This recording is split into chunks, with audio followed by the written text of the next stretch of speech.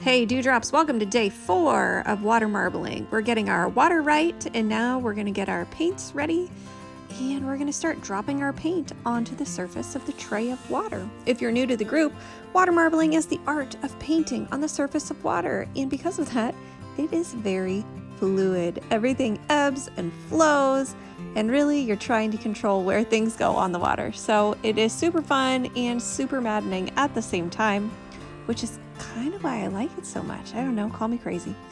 So we are dropping our paints into the tray, and we're gonna go in a vertical pattern today.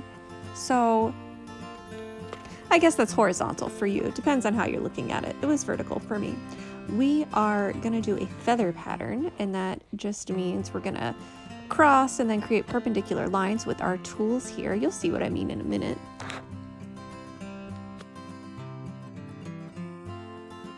So from here, we move through our big arches pattern. Do you see those big arches?